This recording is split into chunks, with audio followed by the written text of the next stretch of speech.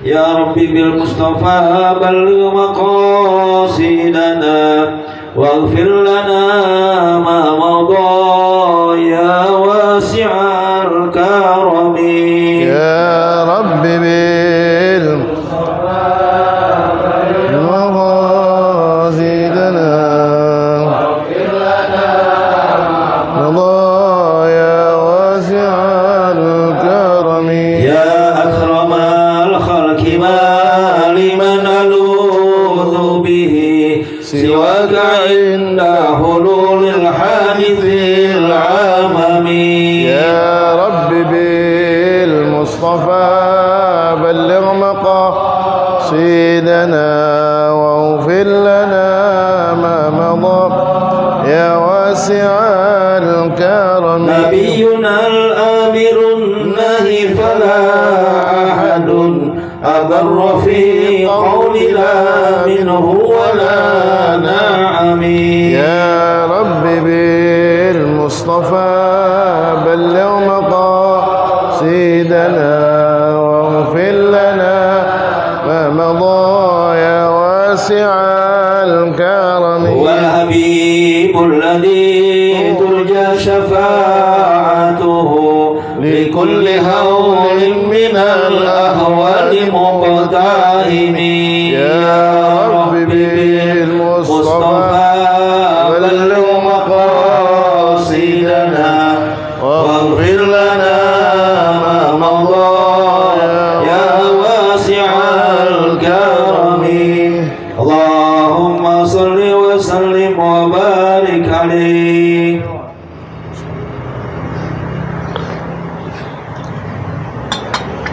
Bismillahirrahmanirrahim. Assalamualaikum warahmatullahi wabarakatuh.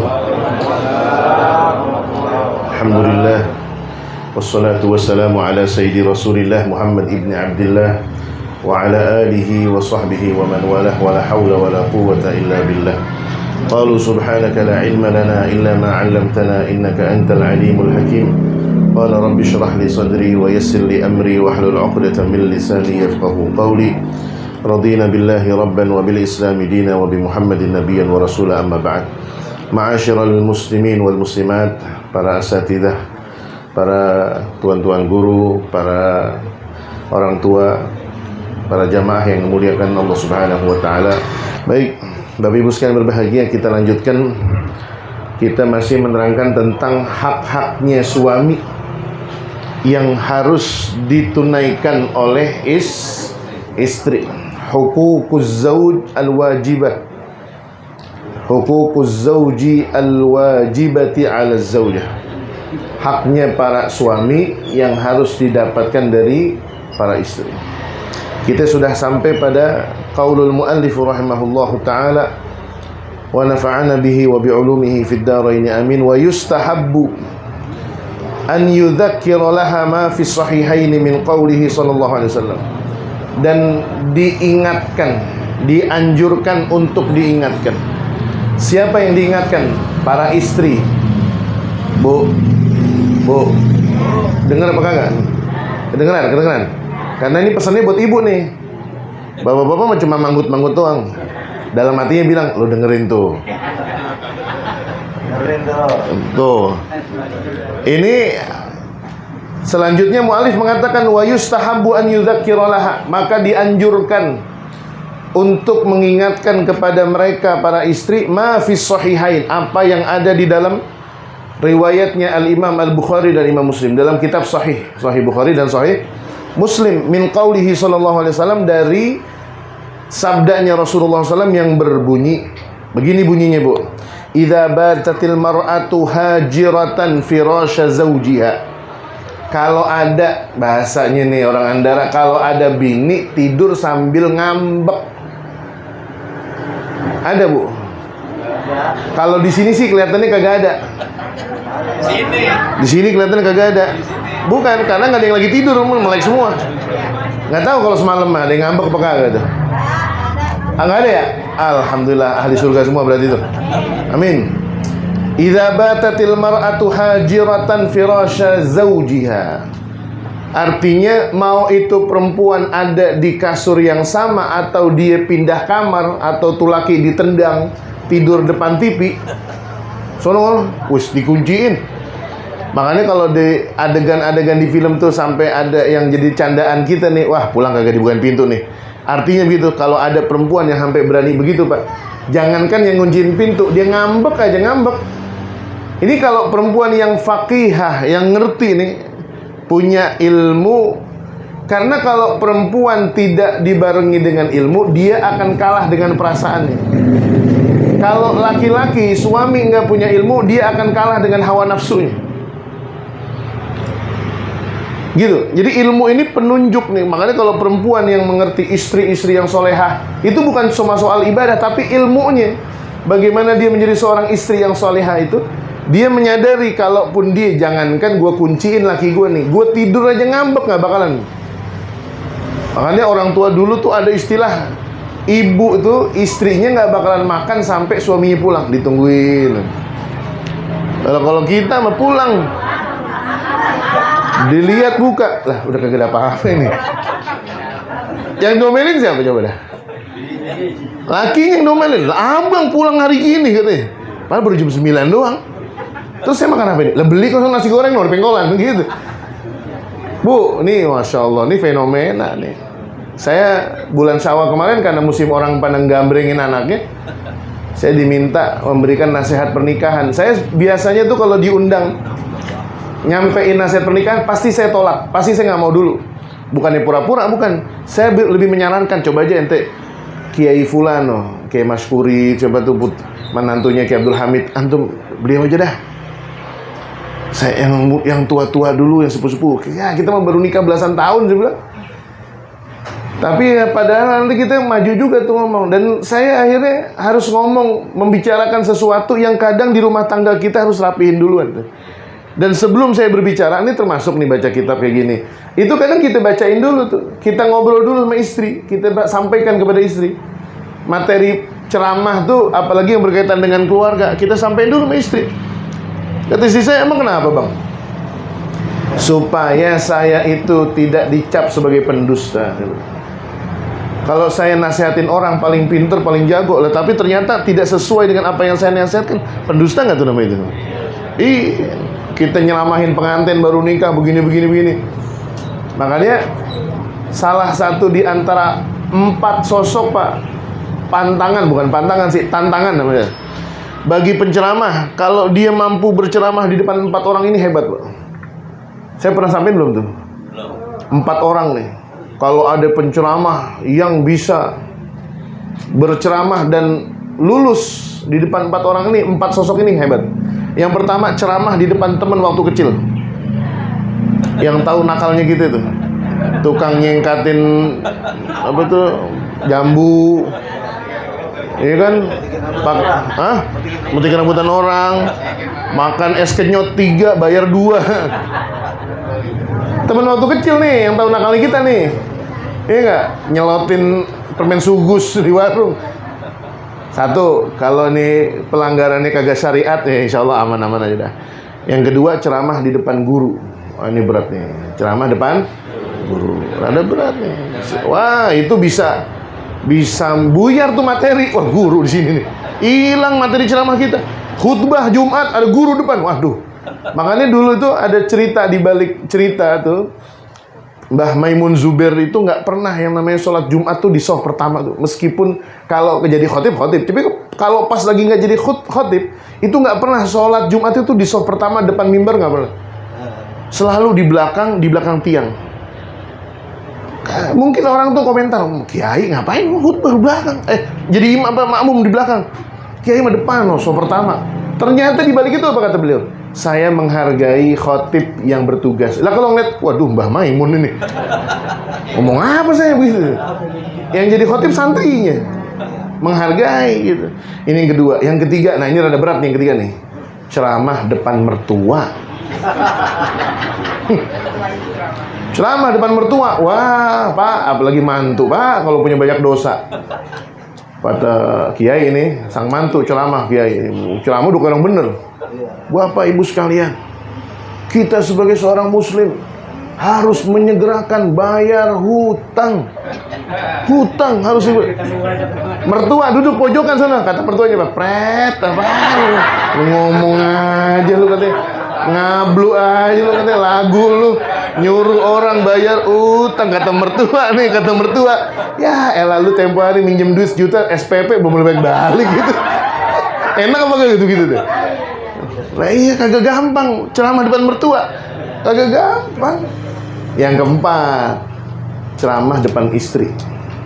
Kalau ustadz penceramah depan istri, kalau istrinya bilang top, emang bener nih sampai ini. Lah kalau kagak, atau enggak penceramahnya ustazah ceramah depan lakinya, ya kata pasangan hidupnya, ya lu ngomong doang. Ya ini Pak, kalau bahasanya tuh integritas kita sebagai ustadz itu di depan 4 orang itu tuh. Oh iya, khairukum li ahlihi. Sebaik-baiknya kalian itu adalah di depan keluarganya. Yang menjadikan persaksian kita ahli surga itu bukan jamaah ntar di masjid, isyhadu bi annahu min ahlil khair. Lah itu tukang ojek aja lagi mampir sholat, khair. Kata bininya, alhamdulillah bang lu mati juga bang, seneng gua hidup gua. Capek gua ngurusin lu, beban banget lu.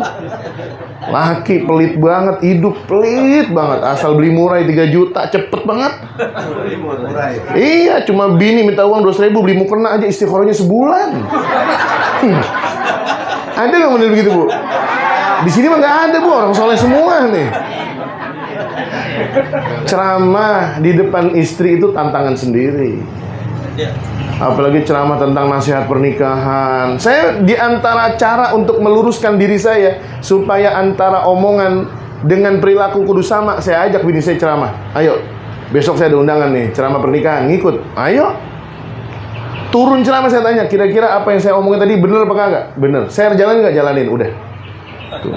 Biar kita lempeng, jangan di depan orang dipuji-puji kita. Masya Allah nih Ustadz soleh, luar biasa, omongannya bener banget. Nah, sama bininya mah sadis. Bapak ibu sekalian, kita harus berbaik dengan istri dan keluarga. Mereka orang yang paling berhak kita kasih sayangi. Nafkahilah mereka dengan sebaik-baiknya nafkah. Bini minta uang 15.000, beli ketoprak aja ogah. Jajan mulu, masak aja apa yang ada, begitu. Enak gak begitu kira-kira nih? Nggak enak.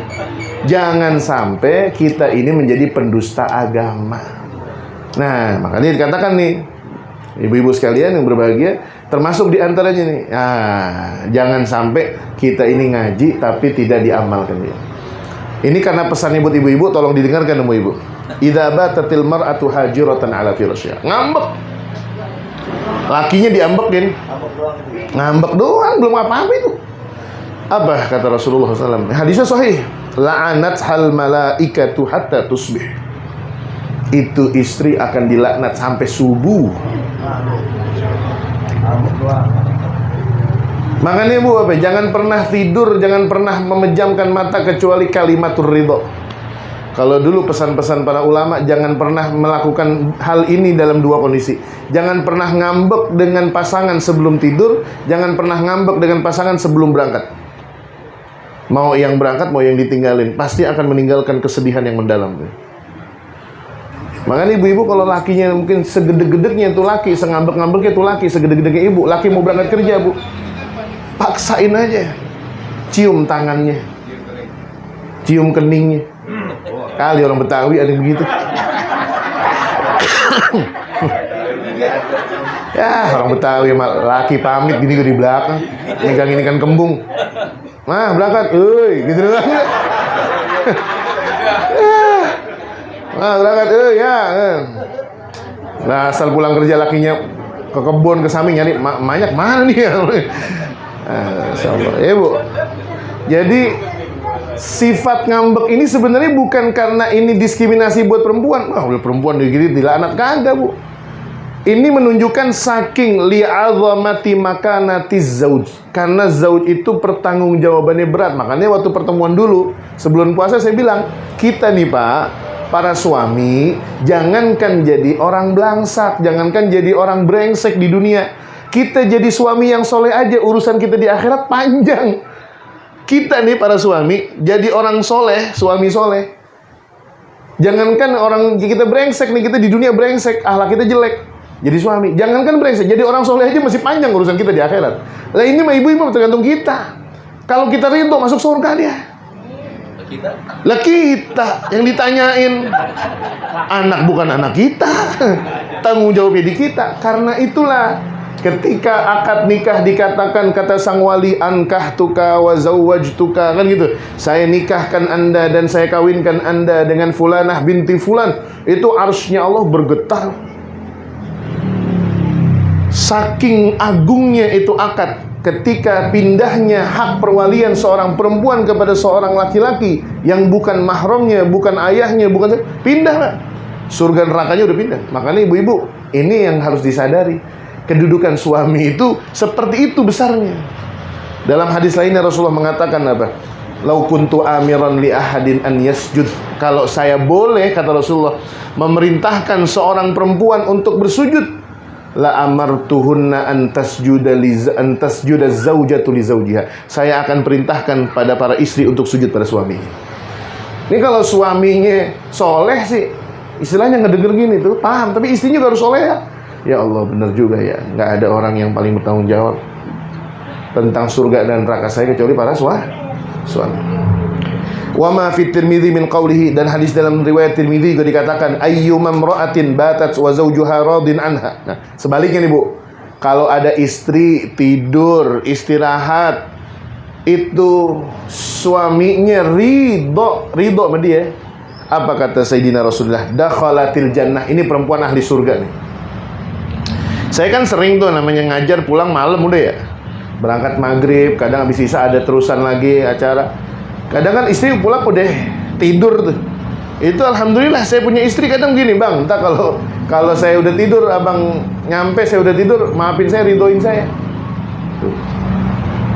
Supaya apa? Kita juga tahu, entah kalau pulang kagak ada orang yang nyiapin minum nih, kagak ada yang nanya-nanyain, kagak ada yang ngopen-ngopenin bahasa kita begitu. Kan kadang kalau kita pulang itu qurratu ainnya seorang suami itu ngelihat istrinya itu. Itu qurratu ain tuh. Salah satu di antara bentuk hasil dari doa Rabbana hablana min azwajina wa dzurriyyatina qurrata a'yun waj'alna lil muttaqina imama. Itu ketika pasangan itu ngelihat pasangannya girang, demen. Itu meskipun para suami ngelihat bininya lagi pakai dasar bolong apa segala tuh, itu aja udah girang. Itu berarti qurratu ain tuh, Pak. Yang bikin gak tenang apa? Nyampe rumah, Assalamualaikum. Lah mana ini ya? Pintu pada ngablak, kompor hidup, orang kagak ada. Cariin tuh Bu. Itu berarti ibu sedang dikejar oleh cintanya tuh. Lah iya, berarti diopenin. Iya. Makanya para istri itu jangan nanya kalau ada suami ngambek, ada suami bukan ngambek, ngomel. Jangan ngomong gini, abang ngomelnya sama saya doang berani, coba abang mampu abang berani nggak ngomel. Jangan ditanya begitu. Kenapa? Karena ngomel itu tanda cinta. Lah dia masa orang kagak kenal diomelin pinggir jalan. Kata orang sedeng kan nih. Ini siapa kagak kenal main ngomel-ngomel aja gitu. Karena ngomel itu tanda cinta. Apalagi istri sama suami. Dia ngomel sama kita. Dan tanda-tanda istri yang sehat itu, Pak, kalau ngomelnya lancar, Pak. Lah iya. Kalau istri masih bisa ngomel, berarti istri itu waras dan sehat. Jadi sayang juga itu. Tapi Pak, kalau kita bangun pagi subuh ngelihat istri kita udah suara kagak keluar, koyok dua nempel kanan kiri, ngomel kagak, ngomong kagak, boro-boro sarapan, sehat gak berarti itu? Lah, sakit. Artinya apa? Indikasi perempuan itu sehat ngomel. Ngomel, kalau perempuan udah nggak ngomel, wah bahaya itu. Bahaya, berarti Bapak harus bawa ke toko emas segera ini. Setuju nggak Bu? Setuju tuh katanya. Ini dua hadis nih tadi yang kita bahas. Dua hadis. Hadis yang pertama, kalau istri ngambek, apa balasannya? Yang kedua, kalau istri itu mendapatkan ridho suami, apa balasannya? Makanya ridho suami itu adalah satu-satunya pintu surga bagi para istri. Sementara suami itu pintu ridhonya di orang tua. Dengar Bu. Duh, dengerin Bu. Ini bapak ngomong kenceng-kenceng, emang istrinya ada di sini? Oh, pantes. Kenceng banget, dia kagak ada di mana, dia berani ya. Nih, itu yang pertama. Bagaimana seorang istri menyadari ridhonya seorang suami itu adalah pintu surga. Saya sering beberapa kali itu menjenguk orang soleh yang sedang sakit. Orang soleh yang sedang sakit. Ini guru saya, ada yang orang soleh, ada jamaah biasa. Itu denger telinga itu enak banget tuh. Suaminya udah sakit di ICU, udah gak bisa komunikasi apa-apa. Habis kita tengokin, itu pulang istri ngomong gini, Pak Kiai, ini suami saya ahli surga. Itu kalimat luar biasa itu. Kalau sudah ada persaksian dari pasangan hidup kita tentang diri kita, kalau persaksiannya ahli surga, itu orang bersaksi gitu nggak macam-macam itu. Tapi kalau kita belum mendapatkan, jangan pernah berharap kita akan selamat di akhirat. Makanya penting. Saya sering, dan bahkan sebaliknya tuh, yang sakit istrinya, suami ngomong nih, istri saya ini ahli surga Ustaz. Masya Allah. Itu kalau sudah kita dengar persaksian itu dari ahli keluarga kita, insya Allah itu jaminan kita masuk. Bukan persaksian yang jauh-jauh, yang kagak kenal sama kita. Yang paling dekat dengan kita adalah yang berhak kita dengar persaksiannya. Kemudian selanjutnya, qauluhu ta'ala wahjuruhunna fil madaji', dan tinggalkanlah mereka, asingkanlah mereka fil madaji', dalam tempat tidur. Ai i'taziluhunna fil firashi dunal hajri fil kalam. Pisahkan mereka dalam tempat tidur sementara tidak berhubungan dulu. Fil firash, ketika di atas kasur. Artinya apa? Enggak biasanya. Makanya di dalam tanda-tanda keintiman hubungan suami istri itu, bahkan talak saja, talak itu bisa batal. Talak kan ada talak 1, talak 2, talak 3 ya. Ketika suami menjatuhkan talak, saya ceraikan kamu, talak 1, ngomong nih, ngambeknya pagi, malamnya dia udah bercampur suami istri, selesai nggak tuh talak? Selesai.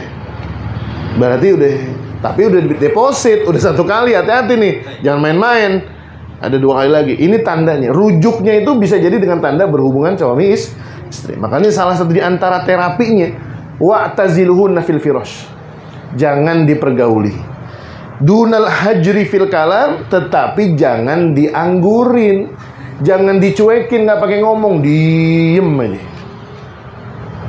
Bukan berarti kemudian kita membatasi hubungan suami istri, kemudian tidak bicara ngomong. Tapi kan ribetnya kita kalau lagi ngambek, justru omongan pendek, kecil. Mah, ini gula apa garam? Garam. Gitu dong itu ngomongnya, ngomongnya geremeng.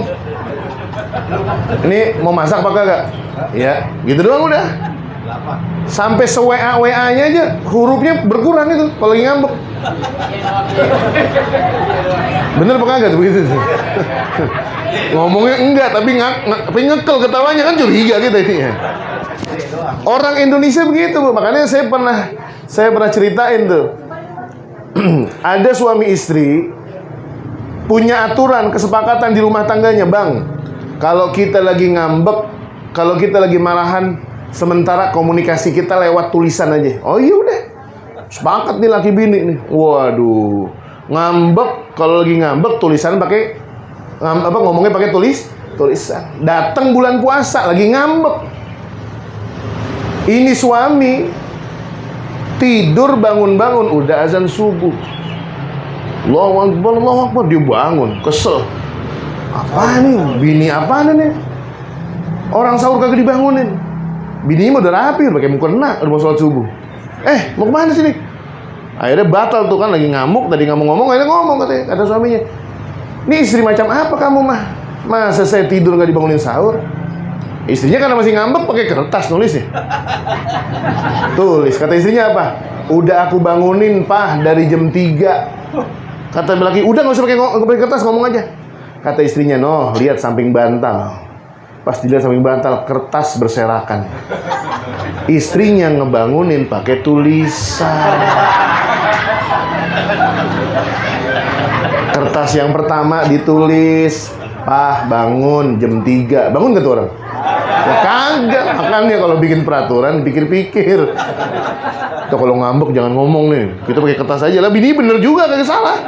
Yang kata lagi gencatan senjata kan gitu. Tulis, bangunin pakai kertas. Pah, bangun jam 3, taruh samping bantal. Udah jam 3:15 tulis lagi, Pah, 3:15. Sampai tulisan, Pah, udah imsak, udah tarhim. Kagak sahur, lah udah bangun subuh, belum berserakan tuh kata. Nah, hati-hati makanya kalau lagi ngambek. Cari Bu, masing-masing suami istri itu punya triknya bagaimana mengakhiri ambekannya itu.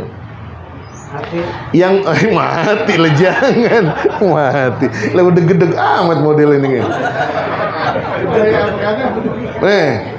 Bahkan para ulama mengatakan, ada yang mengatakan berarti selagi suami istri itu masih bisa marahan, berarti ini suami pengangguran, istri pengangguran.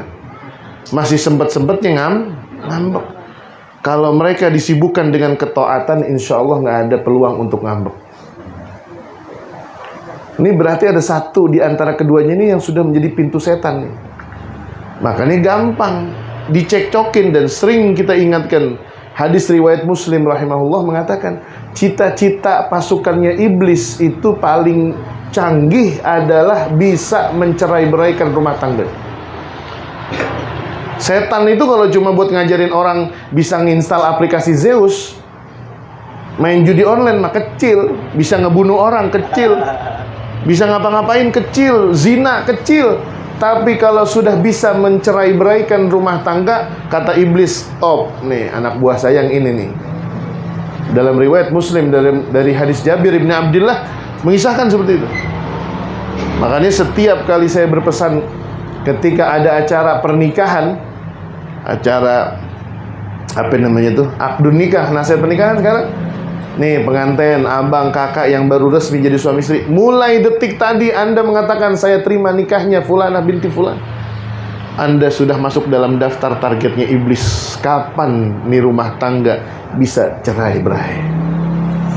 Ini wahjuruhunna fil madaji'i ay i'taziluhunna fil firashi dunal hajri fil kalam wala yadribuha, dan tanpa pukulan, nggak boleh mukul.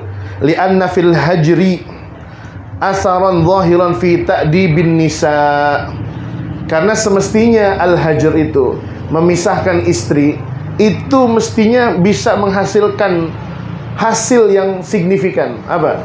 Merasa dicuekin sama suaminya meskipun tetap ngomong. Wadribuhunna, boleh dipukul istri kapan? Wadribuhunna dorban ghairu mubarrihin idza afada ad-darb, kalau pukulan itu diperlukan dan pukulannya tidak menyakitkan.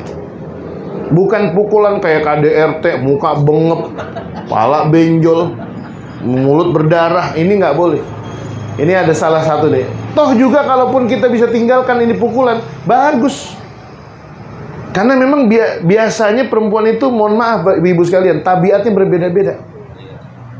Tabiatnya berbeda-beda. Makanya disunahkan kalau seorang pengantin setelah selesai nikah itu, dia letakkan tangan kanannya suami itu di atas keningnya sang istri. Bacakan doa, Allahumma inni as'aluka khairaha, kan gitu ya. Wa khaira ma jabaltalaha wa a'udzubika min syarriha wa syarri ma jabaltalaha. Nah, gitu. Lu baca nggak, Pak? Kagak. Ulang dah. Ulang. Jangan ulang kali ini, jangan. Ininya aja udah. Jangan cari yang baru ntar. Yang kemarin kagak, jangan. Yang ada. Dan itu disunahkan. Bahkan kalau kita beli sesuatu aja itu disunahkan doa gitu. Beli motor, pegang motornya. Kita beli rumah, pegang Allahumma nas'aluka khairaha wa khaira ma jabal. Itu bagus. Kita beli mobil, beli tanah, doa. Semua yang kita miliki di dunia ini kita doakan. Mudah-mudahan Allah berikan kebaikannya. Nggak usah pakai cara diruat-ruatin, pakai kembang 7 rupa diguyur, nggak usah. Udah ada caranya dari Rasulullah SAW. Pegang itu stang motornya, kita doain. Kalau ya Ustaz saya kagak hafal doanya itu, bahasa bahasa Indonesia. Ya Allah, aku minta kebaikan kendaraanku ini kalau belinya kendaraan. Dan aku berlindung kepadamu dari keburukan kendaraan ini. Minta beli tanah di puncak 300 meter, bilang ya Allah, Aku minta kepadamu kebaikan tanah ini. Itu adalah cara bagaimana kita minta perlindungan agar kebaikan-kebaikan itu kita dapatkan dari yang ada, termasuk dari istri. Wadribuhunna darban ghairu mubarrihin in afada darba wa illa fala darba. Tapi kalau nggak diperlukan ada pukulan yang memberikan adab tadi, maka nggak perlu dilakukan. Ya orang mah suami semarah-marahnya, tapi kalau dia cinta nggak bakalan tegel mukul mah, nggak bakalan tega. Wala yajuzu darbu 'alal wajhi wal mahalik. Dilarang memukul, tidak boleh memukul di bagian wajah. Wal mahalik, dan titik-titik yang mematikan. Dulu ada jamaah suaminya atlet silat, istrinya atlet taekwondo. Jadi deh tuh. Dan qadarullah ini keduanya berselisih. Dan ketika berantem itulah benar-benar berantem. Sampai tuh ketika udah cerai, saya tanya nih sama jamaah nih, yang bapak-bapak nih, yang tukang silat. Saya bilang, ente waktu tempo berantem gimana itu? Jurus berapa yang keluar itu? Wah, ini udah emosi, dua-duanya udah nggak bener katanya. Meskipun pada akhirnya dia menyesali pernikahan itu dan sebagainya, akhirnya menyesali perceraian, bukan pernikahan. Menyesali dan sebagainya, anaknya udah pada gede-gede waktu itu. Tapi karena keduanya punya latar belakang bela diri, yang satu taekwondo, yang satu silat, kebawa emosi, tersulut, berantem. Wah ini. Apalagi kalau suaminya jago silat, bini kagak tahu apa-apa, jangan sembarangan, Pak. Oh iya. Iya. Meskipun kadang ada kesebutan istri itu, perempuan itu adalah ras terkuat di muka bumi. Bini mau jawara kayak apa, gelang bahara di mana-mana juga kalau udah sampai rumah jadi kucing. Wadribuhunna bal yudrabu darbat ta'zir. Mukulnya itu cuma ta'zir.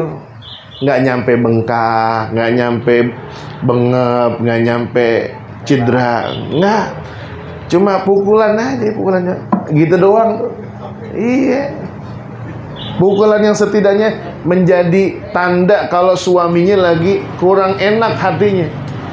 Ya, jangan sedikit-sedikit mukul, apalagi banting meja, banting piring. Ya, wal aula lahu. Nah, tapi kata Imam Nawawi apa? Wal aula, tapi yang lebih utama apa? Al afu, memaafkan. Jadi siapapun yang berbuat kesalahan di rumah itu, mau laki mau perempuan, yang paling utama adalah siapa yang paling cepat minta maaf dan paling memberikan maaf. Bi khilafi waliyis sobi. Berbeda hukumnya kalau berkaitan dengan seorang wali daripada anak.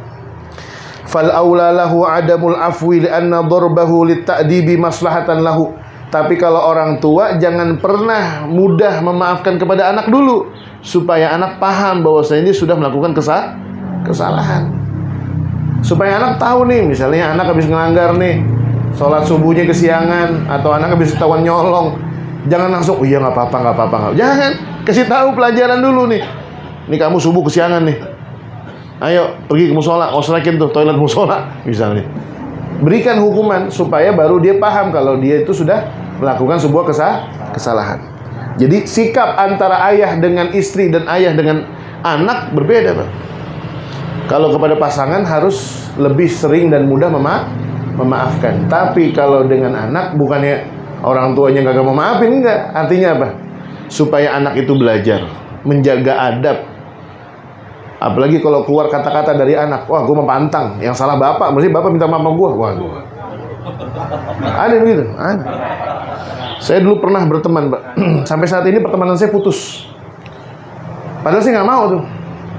Cuma ada alasan kuat saya untuk lagi tidak berteman dengan beliau. Sahabat saya, sahabat.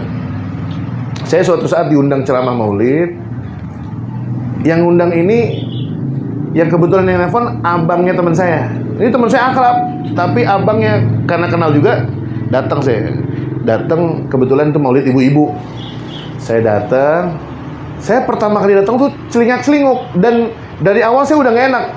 Nih kok acara di tempat emaknya dia. Ini teman saya kagak ngomong, ngingetin gitu. Ji, besok acara di rumah aneh gitu, enggak ada kabar gitu. Nyampe di acara saya celingak-celinguk. Nih orang mana nih, gak ada teman saya gitu ya. Sampai selesai makan-makan, saya tanya sama abangnya, Fulan kemana Pak Kiai? Sambil makan dia bilang, temen ente. Iya, bilangin no, suruh datang ke rumah orang tua. Emang apa? Udah 3 lebaran kagak kemari. 3 lebaran gak ke rumah emak. Iya, Masya Allah. Itu saya makan kagak enak langsung, yang bener lah. Iya katanya. Emang apa? Ya ada masalah keluarga. Tapi yang aneh gede kata abang ini, dia kekeh bilang apa? Oh pantang gua. Yang salah emak, mestinya emak minta maaf saya. Wah. Nih yang dimaksud dengan tadi nih muallim, jangan gede kepala kalau jadi anak. Akhirnya saya pulang dari situ tuh, nggak pakai nunggu nyampe rumah.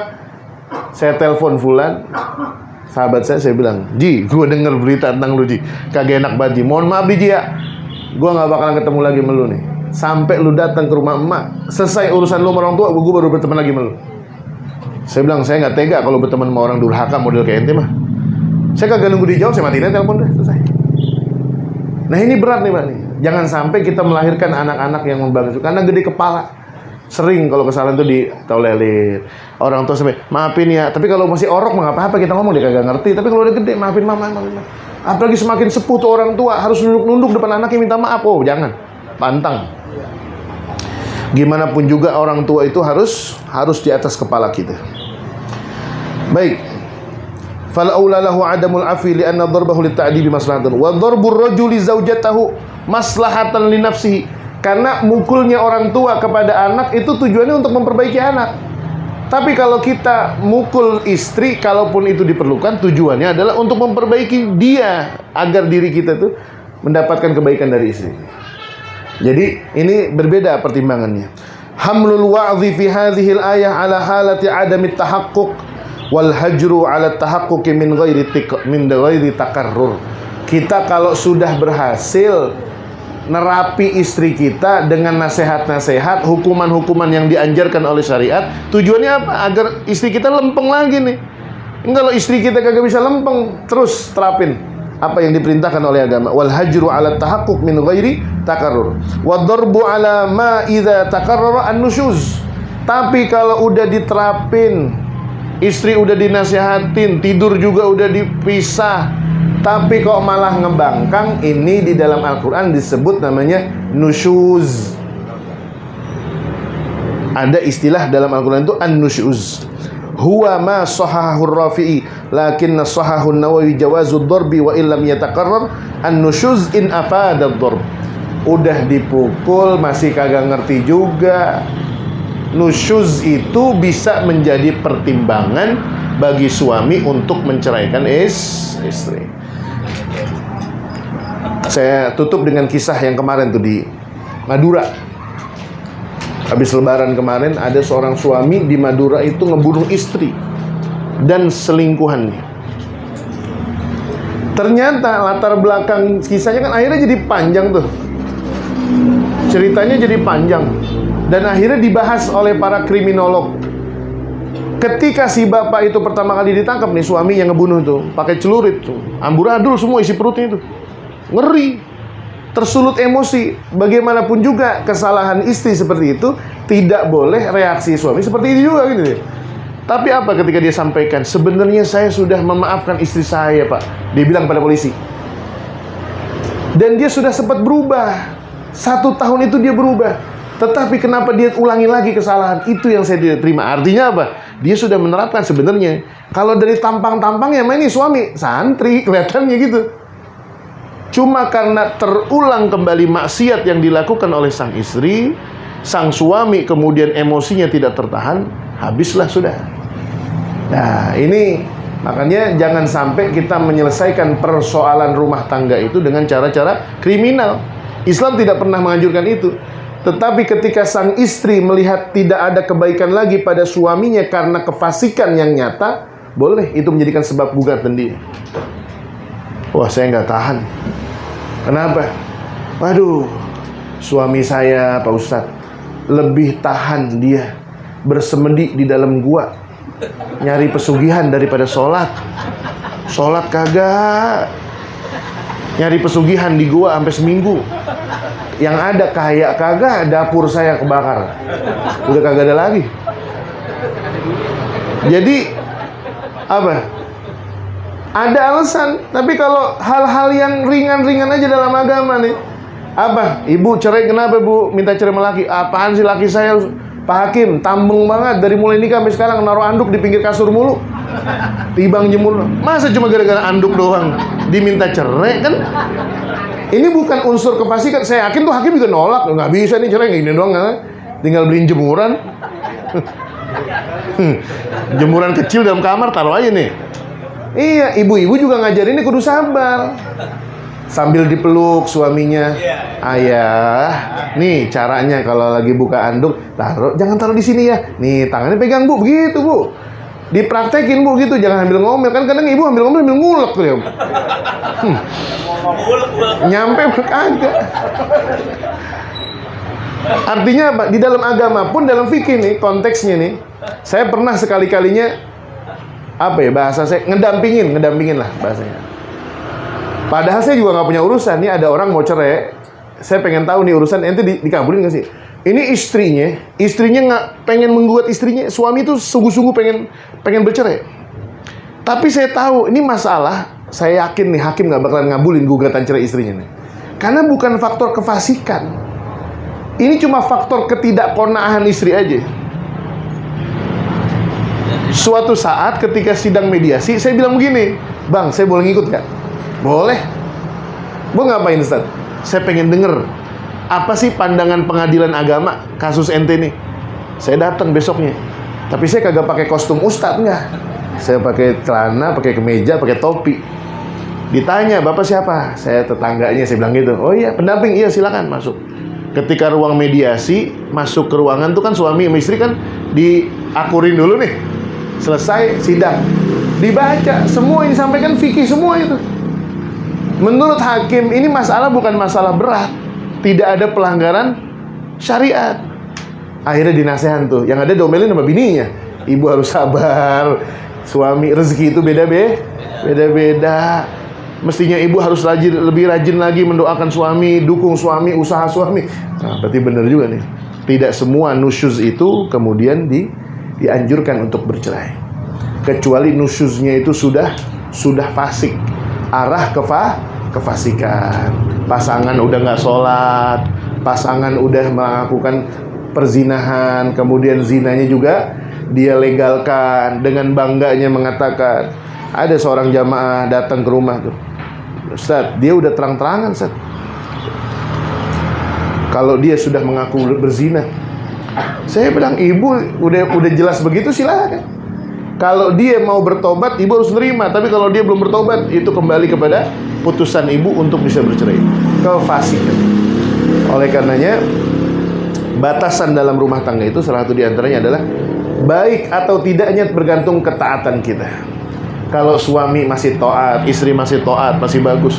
Cuma kalau faktor-faktor yang lainnya, faktor X lainnya, yaitu disabar-sabarin aja. Kalau ada yang kurang berkenan dari pasangan kita, mungkin 1-2 hal kurang berkenan, pasti kita ingat yang lain, mudah-mudahan kita jadi berkenan. Fa'in kariha minha khuluqan radiya minha khuluqan akhar. Kalau kita ada sifat dari suami yang kita kurang suka, ingat-ingat ada sifat lain yang barangkali kita suka.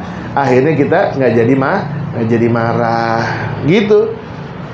Mungkin suami punya kebiasaan kalau habis ngopi nggak pernah nyuci sendiri tuh gelas. Ngopi pagi sampai sore tuh gelas di depan aja. Boro-boro dicuci, bawa ke belakang aja kagak. Kudu kita juga ngebawain. Ya kayak gitu mau udah maklumin aja bu. Ingat-ingat berapa banyak transferan yang pernah suami kasih, emas yang pernah dibeliin, ibu pernah diajak makan ke mana tuh Salabintana, pernah. Iya, ingat-ingat masa-masa indah. Oh iya. Kita juga sebagai suami Pak, begitu juga harus punya semangat. Tidak ada orang yang berhak kita bahagiakan kecuali ahli keluarga kita. Wallahu a'lam bis-shawab. Mari kita tutup.